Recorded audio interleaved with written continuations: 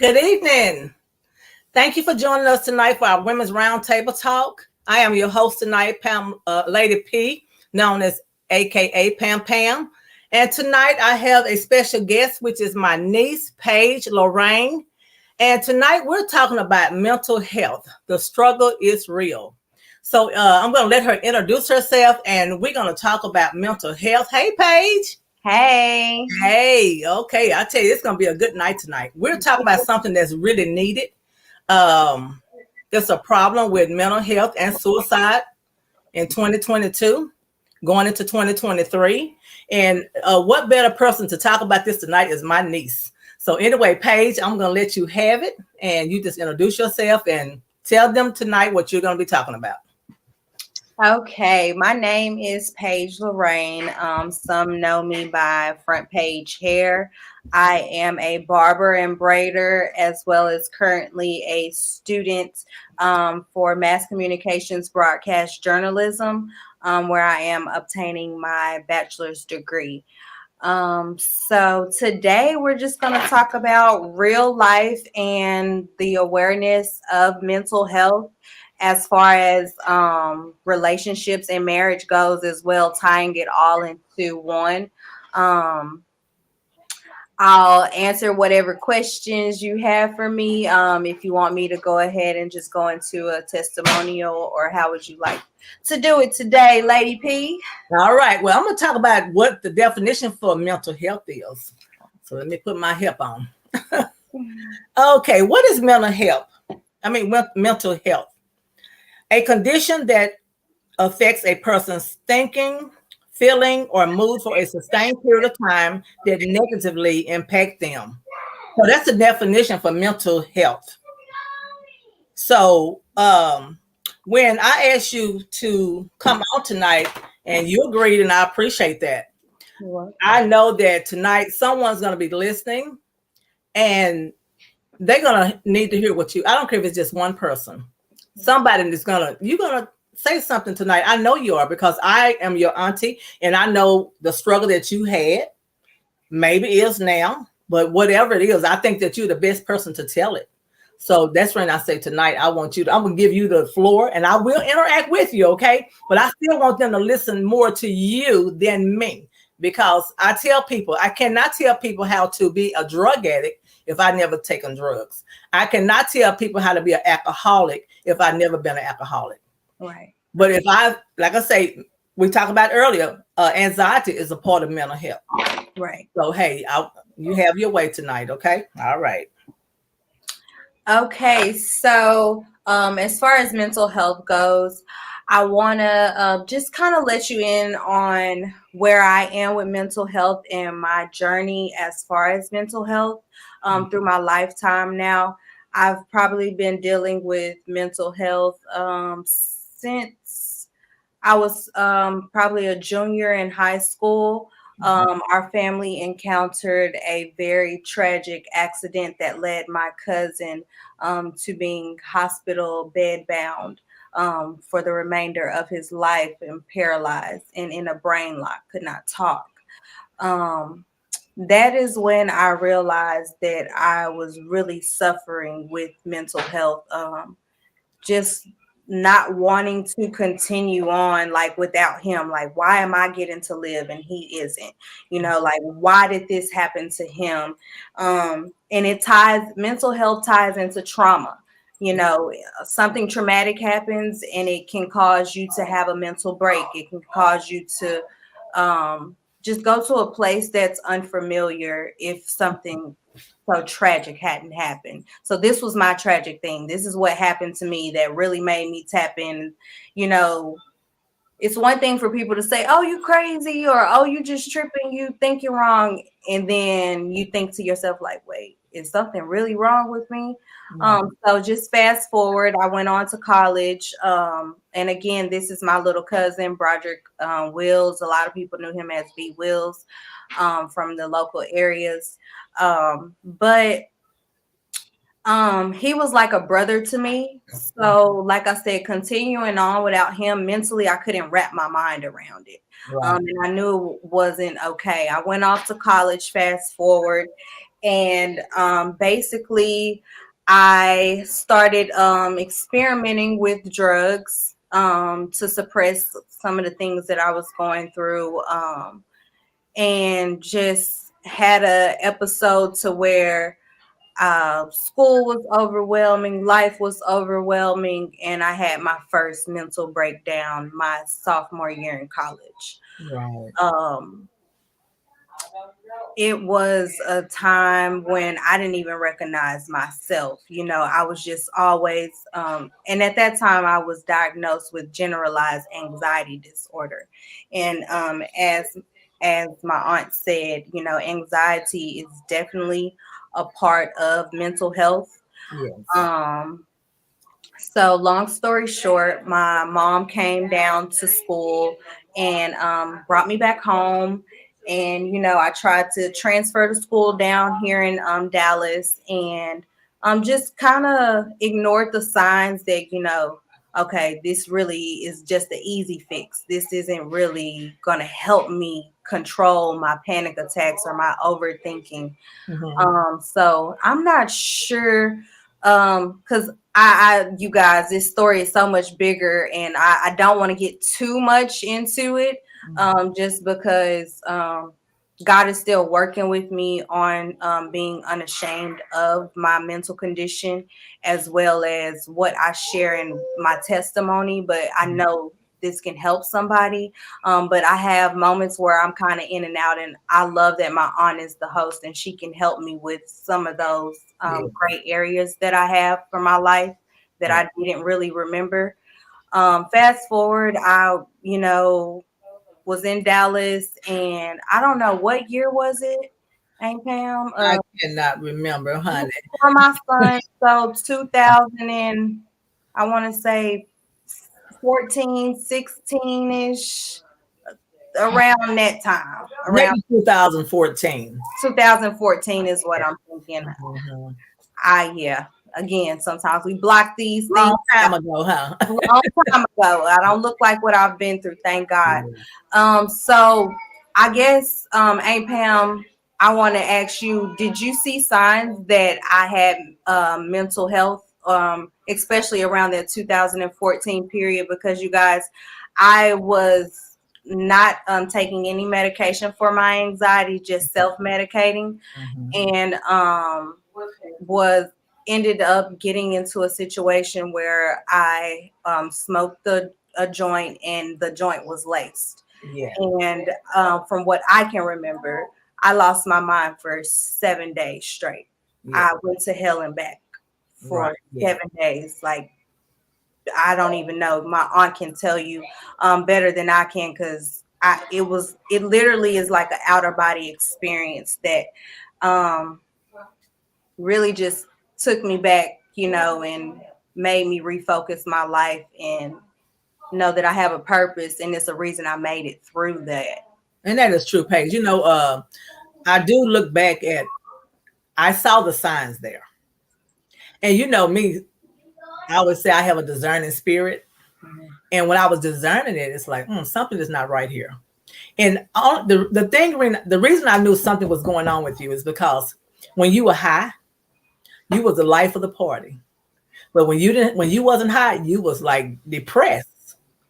It's like you was down. It's like, like you have a downer moment.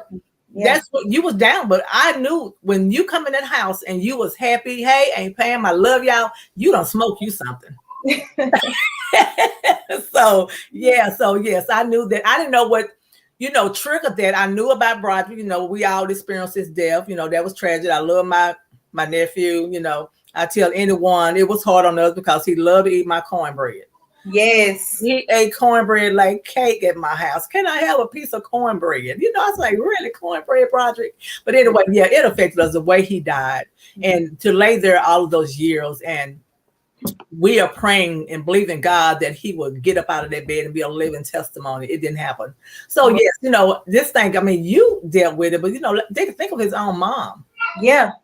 And then to go through that, because I remember vividly, being away, DeSoto was playing state in Austin. I went to DeSoto, of course, DeSoto High School, of course. So I remember us being there, getting the news, and me not being able to leave because I was on a release with the school, and him and his friends had taken the car, got into a tragic accident. Yes. He was the only one. The only one. He did not walk away from this accident, you guys. Yes. He was the only one. Yes. And just seeing my aunt's strength in that moment is what made me look over my mental health and where I was, because it was just like, how can I be wanting to break down or end in my life or whatever? And she's over here fighting for her son. She's telling these doctors, I'm not walking out of here without my son, you know. And I remember vividly seeing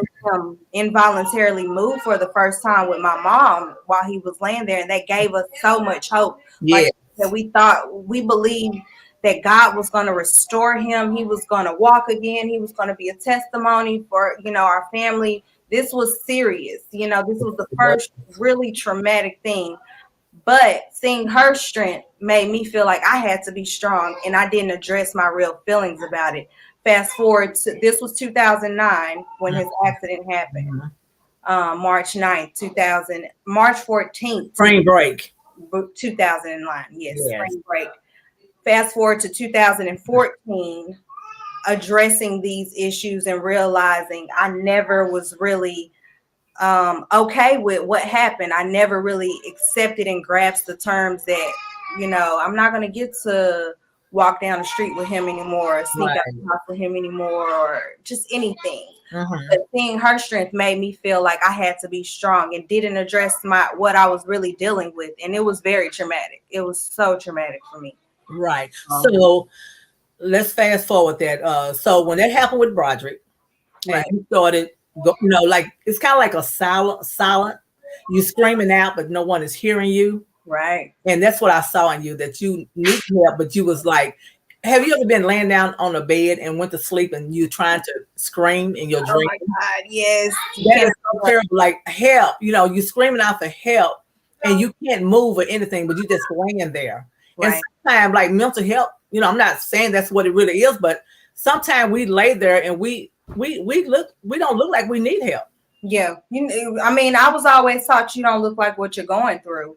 You know, I was raised by a grandmother that I know my grandmother went through some traumatic things. And I've always seen my grandmother dressed up. You know what I'm saying? Every day is Sunday best for her. She's always, you know, wearing something nice or whatever. As everybody in our family, I was raised by strong women, so I didn't know that vulnerability, that moment where I could just be like, I'm not okay, you know, because we had to be okay. Because we looked like we was okay, but because we believed a God, you know, we believed that God was going to really come in and intervene. So it's like, I can't show any doubt, because that's possibly showing that I'm doubting God from my perspective. Right. And I didn't want to ever doubt God in his situation, because I knew it was only him that could bring him and me out. That's true. So, you know, I heard you say a few minutes ago, and I knew that someone laced your weed. Yes. And did that person smoke the same weed that you smoked? Did it affect her?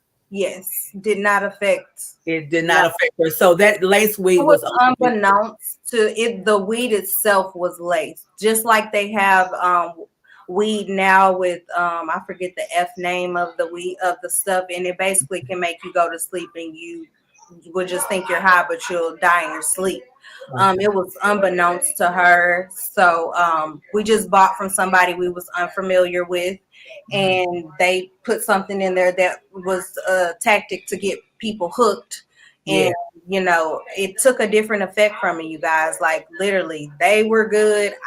Within hours, I was like going to hell and back.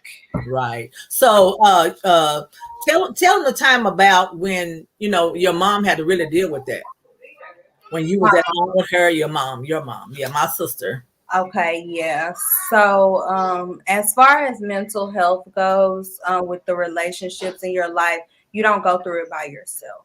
Okay. The people who are there closest with you go through it with you. And my mother went through it with me. I can say from the outside looking in, it was almost like a rebellious spirit that was coming up against everything that I was taught, all the love that I knew I had from my mother being the only child.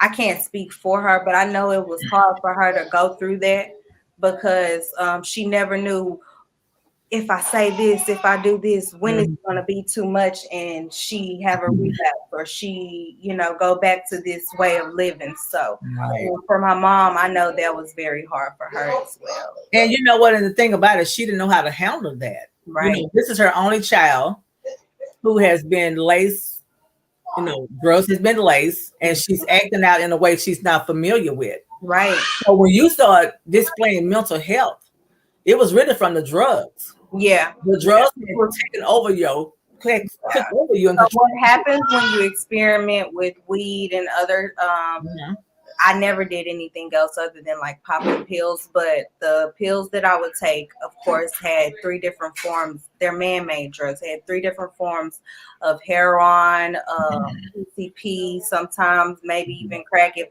people are doing like Molly's or something like that, it's a combination. It's a man-made drug. So those pills, through my therapy and outpatient, I learned every one pill puts 10 holes in your brain. And these are things that you can get restored over time, but it affects things like short-term memory loss, anxiety, things like that. It triggers it so that it does tie in. Drugs have a big thing to do with mental health, whether we want to admit it or not. Well, drugs are not, they're not good. Take drugs, they're not good for you. Every drug have a side effect, and I tell people that there are street drugs that the drug dealers have, and there are drugs that the doctor give you. Right. But they all have an effect on you. They all have side effects. Absolutely. And the thing about it, that's why I say if someone write me a prescription, which I don't take medication, and I get to reading about I'm gonna be hallucinating. Oh, I'm not going to take this crap. Tell me I'm going to hallucinate. Man, no. So like I say, I have taken, I was in a car wreck one time and I took this drug, and I can't tell you, it's over the H, I think. I don't know what it is because I don't do drugs from the doctors, no way. But I saw myself in the bed talking to myself. And it's like it was an out of body experience. It's like I would say something there like, but I'm not, and that's like, I don't like the way this feels. So I'd be glad when this get in my bloodstream and go out. Right. And once it went out, I said, I will never take that again. So like I say, it will mess you up, the drugs, but like I say, being out there on the street and buying drugs and not trusting a person, because sometimes people give you drugs to get you hooked, like you said. Yeah, absolutely. Yeah. I think a lot of times we don't shed enough light on the fact that even with getting medicinal help that is from the doctors, like your hallucination, that's something that you take to the doctor. That's something that you let them know. Be it so a person that has bipolar depression or whatever, hey, this medicine is making me too down. I need, I have kids. I got to be up. I got to do this. I got to do that. So it's always good to communicate. And one thing about mental health that we don't know enough about is you can be on medication for mental health for that time period that you need it. There are natural alternatives to the prescriptions that may be prescribed to you from your doctor. However, you can't just cold turkey stop taking them, be it so antidepressant pill, Adderall, anything. You cannot just stop taking these things if a doctor does prescribe them to you, because it can cause manic episodes and your mental really will be all over the place. And that's true. I had a friend who was taking antidepressant pills, and he told me that it made him suicidal. Yeah, it does. He was taking medication. It can have that effect if it's too strong. Yes. Wow. That effect. So tell them the time when you were, I don't know if your mom, I think she did, where she put you in a mental institution. What was your experience? And now it was 2 of them you went in, but the first one you went in, then the second one was. So what about the first one? Initially it was outpatient. But when I actually had to go to inpatient was when, my family basically had done everything they could do to try to get me back to who I was, and nothing was working. Like for days in of my family, like trying to keep me in the house to like what, like just trying to get me back, back to this basically, because you guys would not recognize me. I didn't even recognize myself. Like, who was I in that moment? But basically my family decided to put me into an institution because they felt that they had done all they could do, and it was honestly the best thing that they could have ever done for me. And I'm grateful that my family had the resources available to play. I'm sorry. I have kids getting ready for bed. I have the resources available through my family, of course, to get that help, because those institutions are not cheap at all by any means. If you try to do it on your own, it is. So you stay in a mental institution. I stayed in a mental institution. Is it a good? You saying it's a good thing? I said it was a good thing for me. Now, while I was going through it, no, it wasn't good at all. I vividly remember intake and my family being there, and it was like an outer body experience where I felt my cousin's presence with me, and I felt that he, like a hallucination, like he took over. When I saw my family leave me there, yes, I knew it was real. These people gave me like 3 shots that made my whole body just like limp, to the point to where, like, if you watch Good Burger or you see them people in that mental home, like they have medicine that get them people like that. Yes. You know what I'm saying? So it took me about 3-4 days to kind of like shake just the initial intake of them giving me those shots, because I refused everything, every medicine. When the psychologist would come talk to me, I was just so zombied out. I couldn't focus on anything. I just was trying to get my mind back, literally, like get my mind back. I had a roommate, older lady, she's schizophrenic and all this. She was taking my underwear. It was crazy. This one guy, he said he was God, and when I was my first couple of days, me and him were battling because it was that spirit that was in me. Yeah, the spirit was just trying to like nah, you ain't God, and who is God to her, but all glory goes to God, because I did refuse the medication while I was there, just so I could come back to really understand what was going on with me. And I did get out in 7 days. My family came to see me. It helped me. What really helps me, my grandmother gave me a 1-a-day reading Bible book. I still have it over here on my bookshelf. And when I read it, you guys, it just spoke to my heart. It felt like everything that I was going through in that place. There was a guy that actually was in the same institution as me. We were in the same ward, everything. He literally is still walking DeSoto streets. His mind is still gone. He lives in my mom's neighborhood. That's just how close the connection to Christ has been in my life for me. This is a daily reminder that I see just driving to my mama house. You know what I'm saying? But God's grace and his love is so sufficient in my life. I am so grateful, because that could be me. That's true. It could be me. That was me, and when I left out of there were about 10 people that I had written. They end up transferring me out of the girls' room, because once I came back to my mind, I was like, oh no, put me in my own room. I'm clean. I'm holy. I don't want none of these heathens around me. I need my own room. I cannot do this. No, like, do you know who I am? Like, I'm back. Like, y'all tripping up in here. Like, you see so much in a mental institution. People in their minds are gone doing things, to get a cigarette, to just anything, y'all. Right. But I ended up writing 10 letters to 10 people before I left, and it was scripture-based letters and just praying for them to get through what they're going through. The guy that you will see in DeSoto that still had lost his mind, you guys, he didn't say anything. And I don't believe to this day that he really communicates to anybody. But when I gave him his letter, I said to him, keep fighting. And if you see him, he does this a lot. And I said, keep praying and covering yourself. I'm not saying I'm a prophet or anything like that. You know what I'm saying? But I believe I have a gift, you know, that God has given me. And he is still fighting. He is far gone. Right. But I believe that he holds on to that and he is fighting in a way that he can't communicate. And he said something to me that he said, thank you. Yeah. He didn't speak to anybody. Wow, that's awesome. I'm talking about avoids eye contact, doesn't talk to anybody. But I just handed it to him. I was like, I want to give you this. And I slid it by him because I didn't want to get in his space or anything because I knew how he was. Right. And he looked at me and he said, thank you. So, you know, when I got out of there, my mom picked me up and I said, Mama, is the world ending?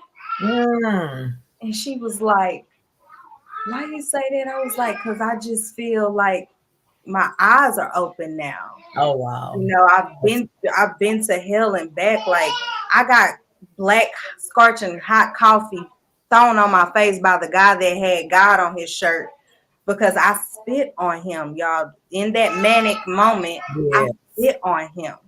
And he threw scorching coffee on my face. I don't have any burns, anything on my face. There's nothing but God's protection. Right. There's nothing but God taking me through a test to get to where I am today, to be mentally stable today. You know, 2 kids later, you know, dealing with postpartum and all of that, you know, it can trigger going back to those places. But I now know the signs and how to do the work because I actually go to therapy once a week. You know, I do group therapy. I see a psychologist if I need to. I am just a lot more determined to take back hold of the life that somebody thought that they could steal from me, you know, mentally. So, you know, I say Black people, we don't really think we need to go to counseling. So, you know, we have problems. We think we can handle it on our own. Or can't nobody tell us nothing that we can't figure out ourselves. Right. And I don't want to go to a stranger and tell them my personal problems. So a lot of times we don't get the help.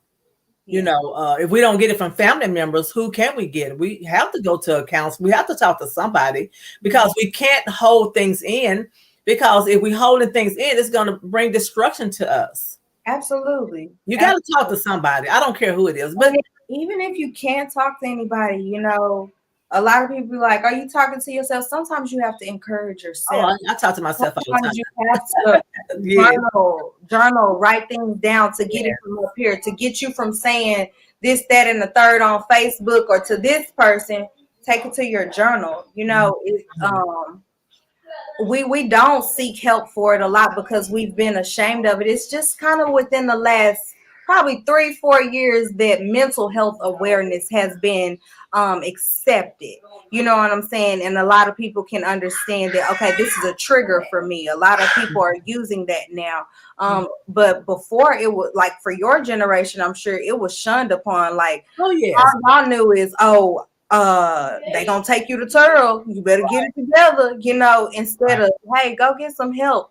And it's so important to get help from people that have the same religious belief you are, because when it's mental and religion, those are right here together, because the way you think is totally different from the world. And somebody that think about the Big Bang Theory or whatever, you know, no disrespect to any religious base, you know, they won't understand the way you think, you know. And I serve a good God, but I'm questioning where he has me in my life right now. I'm questioning, am I mentally strong enough to be in a healthy relationship, to be in a healthy marriage one day? You know, it'll have you questioning all of that.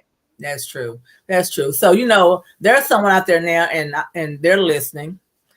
We don't know who's listening. But like you said, we talk about anxiety and depression. It's here. We talk, well, okay, let's talk about suicide, suicidal thoughts. It's a lot of young people are killing themselves. They just, okay, let's look at, what's his name? Twitch? Twitch, yeah. Yes. Let's, what about Twitch?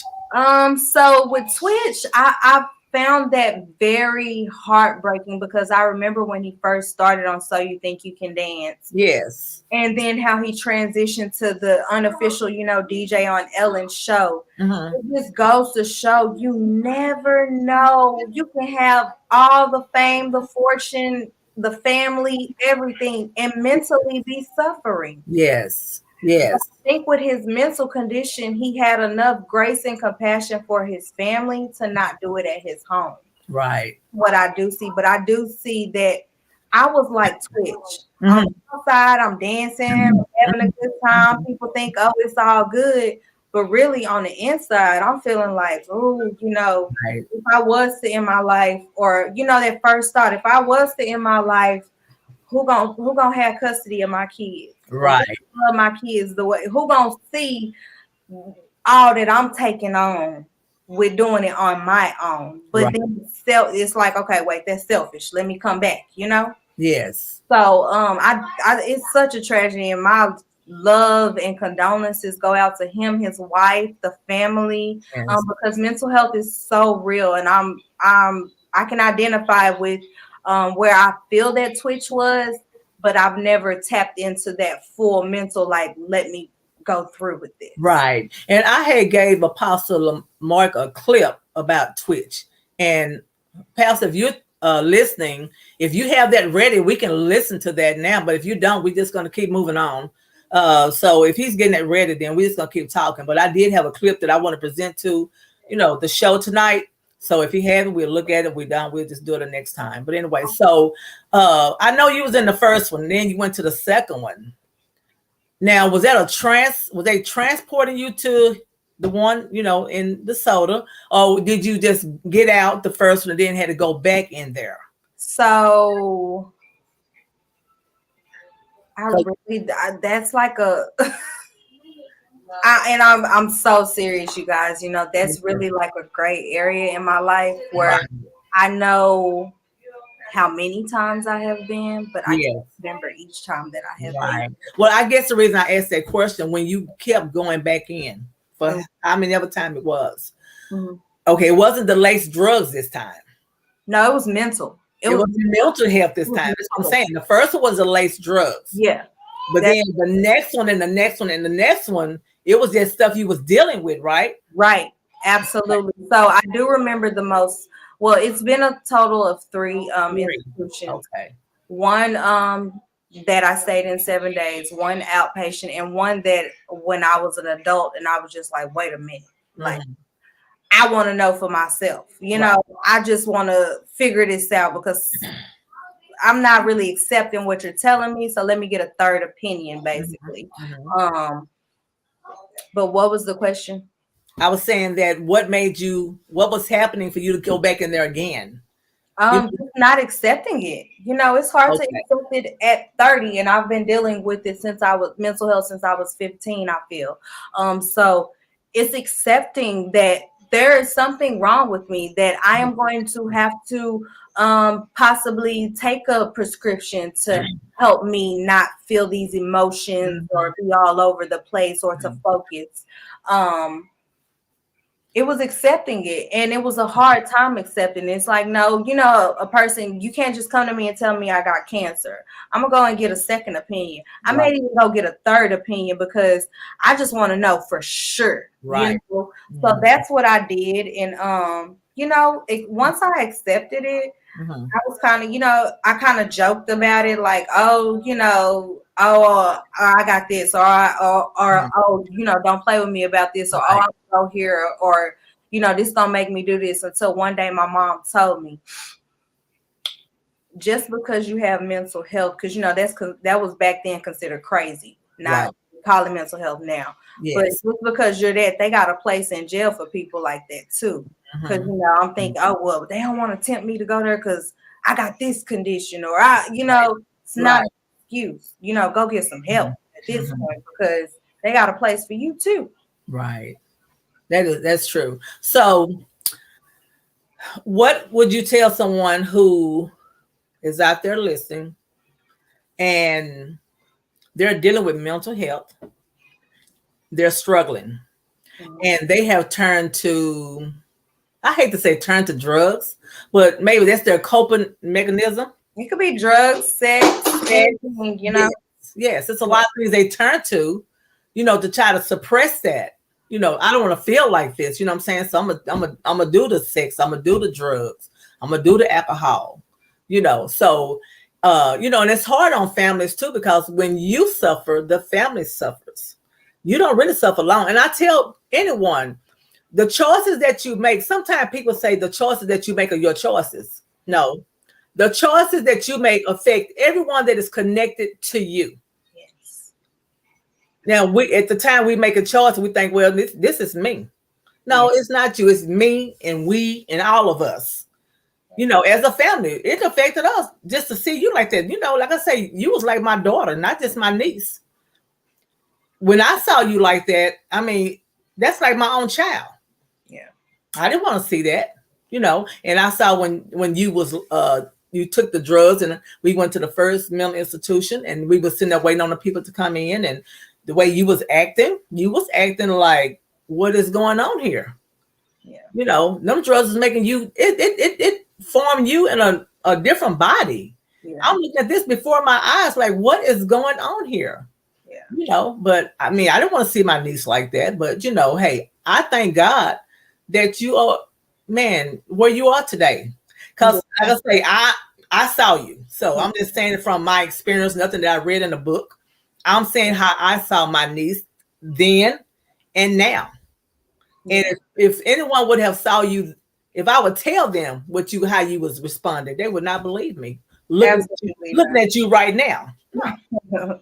Say that cannot be possible. Like God, okay? I want to give all glory and thanks to Him. And what I would say to somebody that is suffering right now is to first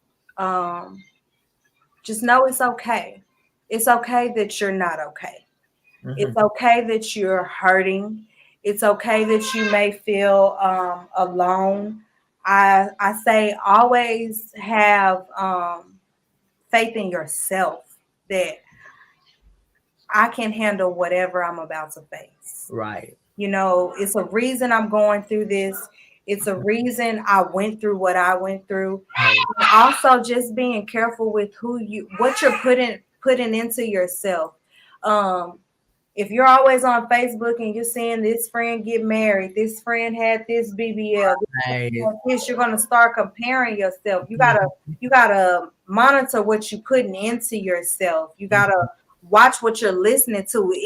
Even the music, like literally, before my brother passed away, I remember he got into my car. And he was like, "It's a whole bunch of Jesus up in there." And I was like, yeah, because that's what I need right now. I just need it. And even now to this day, I'm 94.9, 90.9, just watching what I feed into my spirit. I can't listen how to go out here and smoke this and drink that, not saying I'm a saint, but that's what trigger me to live that life. So just watch what you feed into yourself. Watch what you give your time to. Most importantly, watch who you have around you. You can't have people around you that don't understand your condition. But first, you have to accept your condition and be real with those that are around you. Like, look, hey, this is what I'm dealing with. So sometimes if it seems a little, know the warning signs to know that, okay, today's not a good day for me. Or check on me if I'm isolated, not talking to nobody, sitting over here in a corner. Check on me. And, as it pertains to relationships, get with a partner that absolutely cares about your mental health and that you're okay. I am back in the dating. I am dating, and I never knew that God was listening until my recent situation. I prayed and I said, God, like Mary J. Blige say on her song, she looks in the mirror and say, "Good morning, gorgeous." Gorgeous. She needs something mentally, physically, emotionally. I had for a person to ask you when you're in a relationship with you, not just like, hey, what you doing? How you doing today? But how are you mentally today? Yes. You need to say, how are you spiritually today? Yes. Okay, well, how are you physically today? Like, and consistently doing that instead of this bland, it helps you to understand you and to check in with yourself. So it's important to have a partner that, not saying they deal with mental health, or even if they do, but they know how to have compassion for your situation and for your mental condition. You have to be with somebody that's not going to tell you, oh, you're crazy, or that's going to give up on you. You have to be with somebody that's going to meet you where you are and pray with you and pray for you and know what they're praying for and know what they're dealing with. Don't just be an open book, and just say, oh, if I go off on you, it's because I'm bipolar. That's not an excuse, sis. No, we can't do that. Like, okay, you're right. You're a man. I'm gonna let you take the lead. I was tripping, this day. I probably was PMSing or something. Right. But at the end of the day, learn to be with somebody that can, meet you where you are and be unashamed of your situation. Just own it. Like Michael Jackson said, and that's my auntie favorite. Look at the man in the mirror. When you look at that woman in the mirror and you can't face her, that's when you know you have a problem up here. But when you look in that mirror and you can say, you know what? I look in the mirror every morning, just like Mary said, and say, good morning, gorgeous, with no makeup, no hair, no nothing. That's right. I recently just got off of a 90-day fast. I went from September 1st to November 29th. No social media. Nothing but stuff that's feeding me mentally and spiritually and emotionally. Going deeper in God, waking up every day at 5:30 in the morning, then getting on at a 7:00 prayer, only listening to Christian music. You have to watch what you feed into yourself and protect yourself. Put on that whole armor, because we're facing so much out here just being a Black woman. We don't even have a right to say when we can and cannot have a child. Right. You know what I'm saying? So own your mental health in your situation and raise awareness for it. If there was somebody telling Twitch, yeah, you can be in this famous light, have this family, have this, and still be suffering, still be silently screaming, I think Twitch would have had a chance if he would have had a platform where it's not a facade that everybody's okay. No, we're not all okay. First of all, we came out of a pandemic. I advise everybody, a life coach, a counselor, sit on somebody's couch, Zoom, a therapist, whatever, because that mentally was a lot on us as a country, as a nation. Yes. You know what I'm saying? So the awareness of it, I love it today. I love that we can stand on that and, just own where you are and accept where you are and get the help. Like, it's just accept it and get the help. Like, it'll be the best thing you ever did. It's hard to accept at times, that you're just, sometimes I say, I just want to be normal like other people. I don't want to have to depend on this, or, you know what I'm saying? I don't want to have to go to counseling. But these measures are placed and these pillars are placed for the provisions for our lives so that we can do better in life. Right. And that is so true. I know, like I say, I do talk to myself in the mirror. Right. And they say it's okay to talk, but don't talk back. Don't answer yourself. But somebody back then, people think like this something okay. The elevator done went up and it ain't coming down. You know what I'm saying? But I mean, mental health. Oh my God! When I drive down the street, I saw a guy one day had his shoe on and his sock over his shoe. And I always tell God, Lord, that's somebody's son, or Lord, that's somebody's daughter. It is. I see a guy up here at McDonald's just talking to himself, and I take food to him. You know what I'm saying? And the young guy, when I say young, I'm talking about young. My oldest son is 45. And I know that guy probably was younger than that. And it's like, God, how did he get there? That's my question when I see someone that is talking to a pole or standing on the street corner yelling, or, like I said, I stopped a lady one day, was just talking to herself, and a friend called me and said, did you see the lady on the corner? I said, well, yeah, I do. Let me turn around. I turned around. I said, ma'am, are you okay? Yeah. She said, yes. I said, well, can I help you? And I had on some shades. She said, well, can I have your shades? She got you, ain't She got my shades. I could not say no. Because you know what? It's like, Lord, this lady's on the corner. I don't even know if she have a place to stay. Yeah. All this lady asked me was for some shades. Because it's sunny outside. Her eyes, she probably want to protect her eyes. I can go to a home, go into my house, but she don't have that. So I'm just saying, I felt so sorry for her, but it was amazing. She said, I want your shades. It's like, okay. You got it. I said, I just go back and give me some more. But hey, it's real. The struggle is real.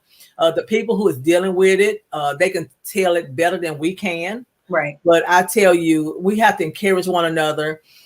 We have to not, if we see the signs in our families, we shouldn't ignore it.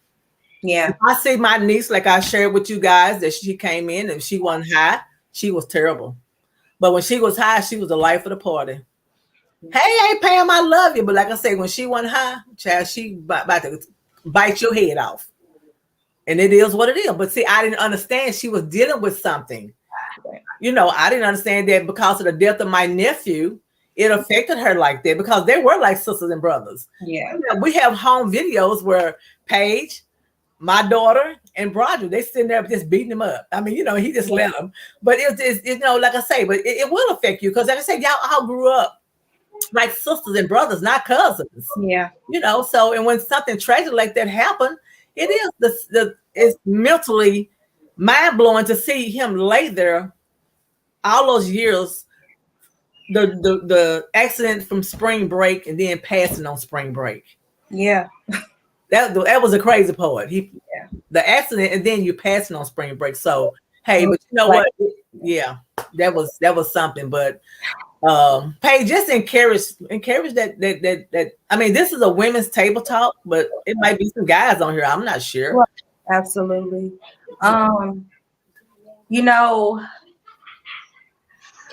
I never understood what it meant to encourage a person until I needed it myself. That's good. God. So to that person that feels that they're alone right now, they're not worthy right now. Mm-hmm. That person that is feeling that grief and the loss of that loved one because of the holidays. Yes.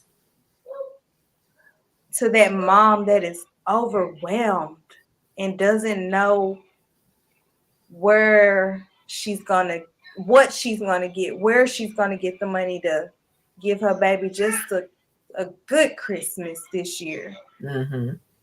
To that man that is unsure of himself because of the decisions he has made in his life. The father that isn't there for his daughter because he's suffering with mental health. To that family that's dealing with people that see the signs. Yes. That there are some mental concerns. Mm-hmm. I pray that right now that you can approach the situation with grace and compassion, just as God has given us grace and compassion. I pray that you can be grateful that you were able to see the signs to get the help. And before it's too late. Yes. It can go dark, and it can go dark and deep very fast. But right now I come to you and I just let you know you're not alone. I have a Facebook platform. Feel free to reach out to me. I'm somebody, I'm literally to the point to where if you want me to just shut up and listen, I can listen. But if you want me to give you some tools to proceed, I can do that as well. I can get you with licensed counselors. I can get you with licensed psychologists, whatever it is that you need. Mental health awareness is not spoken on enough. Right. We can do that by the statistics of suicidal rates. From the reporters. I pray so much over myself because people in the spotlight, like those two Miss USA and those Black women reporters that killed themselves, both jumping off of buildings. Yes. You don't think they weren't suffering for years? And it just, because they're a pretty face, because they're in front of this platform or they're doing this, they're silently screaming. And somebody didn't say something. Say something to your family member. Yes. With love. And if you don't know what to say, ask your counselor.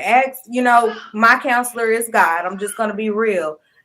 Give me the best approach for this. And when I don't approach it correctly, God, help me to fix it and clean it up so that it's clean in your eyes, so that it's pleasing to you, because you're not alone. We're in this together. The devil wants you to feel isolated and by yourself and that you don't have any other options in your life, because he knows you have a calling on your life. You have a purpose on your life. You can reach other people, these children in this world that are killing themselves, adults, anybody. Stay encouraged. No matter what you are going through, know that this too shall pass. It will not be like this for long. Even if you're on medicine right now, if you're not on medicine, it's not going to be like this for long. But say something to your loved ones and just be real with yourself. Yes. Paige, you have mental health issues. You may have to take a little anxiety pill to calm you down to approach your situation. You may have to take this pill to help you focus and get through and not focus on the things you've been through or the people that aren't here to go through life with you. I just say accept life for what it is and just know this isn't some scarlet letter A on you just because you have mental health. Everybody goes to the doctor. We just go to a different one that cares about our feelings and how we feel. And that's okay to feel some type of way. And don't let nobody tell you negative, you this, because they don't know what you're going through. That's true. They don't know the mind. Until you take back captive of your mind, the mind is the place that gets played on easily by peers, the enemy, anybody. So guard your mind, protect your mind. Yes. Protect the people you have around you, because it can be people that know you deal with mental health and they will still hit you over your head, and you got to come out punching. You got to come out and ready for them. So just stay encouraged. This too shall pass. It won't be like this for long. Stay tuned. It's not your last time seeing me. This is going beyond me. This is going where God wants it to go. This is everything that I prayed for, everything that I have believed in, everything that I am unashamed of. Yes. You can come to me and talk to me about it. Trust me. Paige, give me your Facebook page name if they want to reach out to you on Facebook. My Facebook page is under Paige Lorraine, as on the screen. Some of you may have saw PaigeLorraine. You can follow me on there. I'm also on Instagram, TikTok under Front Page Hair, and hopefully coming to another platform such as so near you soon, you guys. So thank you so much for just hearing my little tea for today, getting in my business a little bit, but really I give all glory to God for my testimony. I'm so unashamed of it. And I thank this platform for allowing me to, talk about what I've went through in life and try to encourage somebody else along the way. So today, right now, this new Paige. Yeah. What do you think about this new Paige? Oh, I am obsessed with her. I am obsessed with her. I go to the gym. I do yoga. I am really impressed that I am loving me. Yeah. I am setting boundaries for me. I am making me proud with the strength of God, of course. But I am a great mother before anything. Like nothing else matters, because to them, I want to look like a hero. I want to, and I express to my child. My mama may say I talk to my child like he's a teenager. He's 4 years old, and I'll tell him, Paxton, you're frustrating me right now. Mommy's the moment, and mommy's going to come and revisit this conversation. Or if he's dealing with his emotions, I'm helping him to address them so that my mental condition doesn't transpire over to him, because hurt people hurt people. That's right. And I refuse to hurt my children, because I don't want to get help. It's so selfish. Mm-hmm. I am so happy with who I am. I love life. I accept all forms of help, be it so spiritual, or if I gotta go lay on somebody's couch, I'm fine with that. That's my little break. So why not? It's I feel good about myself, and I'm looking forward to where God is taking me. Honestly, like, it's nobody but him. And a lot of people may try to hold your past to you and don't understand where you're going, or how can you speak on this? Oh, I know you did this, I know you did that. Honey, just stay tuned, because prepare to be sick of me. Stay tuned, huh? Stay tuned and prepare to be sick of me, because I'm here and I'm doing it for the greater cause. Not for me. Like that. It's not for me. It's for the greater cause. I like that. You know what? And we have to love ourselves. Yes. I mean, wow. I mean, I don't look like what I've been through. And I just look at myself in the mirror now, and I tell people, this person that I see in the mirror now, 10, 15, 20 years ago, I didn't see her. I didn't like her. None of that. So again, that could have been some mental health on my issue, on my part, and didn't even know it. Right. So it's like, especially, I think a person, if they don't like themselves, there are some mental health challenges. Oh, absolutely. If you don't like and love yourself, there's something going on there. Mm-hmm. If you have let someone define who you are, something is going on there. Also, if you depend on somebody else for happiness, yes, you have to be happy with yourself and within yourself. I'm for myself with you, just over the years, like how you have just blossomed, like, this is me, this is who I am, this is my life. Yes. I am, just a walking testimony. Definitely. But you know what? We don't look like what we've been through. At all. Nobody knows our story. Can't nobody tell it but us. Yeah. I know a little bit of my story now, Right. So we can write a book and wear the t-shirt. Right. But at the end of the day, love yourself. Love yourself. If I cannot stress anything about that, love yourself. If somebody is abusing you, remove yourself from that situation. Get you some help. Talk to someone. I didn't say talk to anybody, because you can't tell everybody what you're going through. But I tell you what, I'm glad you tuned in tonight. It's been great. Thank you, Paige. My niece, I'm telling you, it might be a part 2 to this here, because you know what, you said some stuff tonight, but now I need to hear some more. Well, I'm looking forward to another invite. It might be a part 2 on next Tuesday, my sister.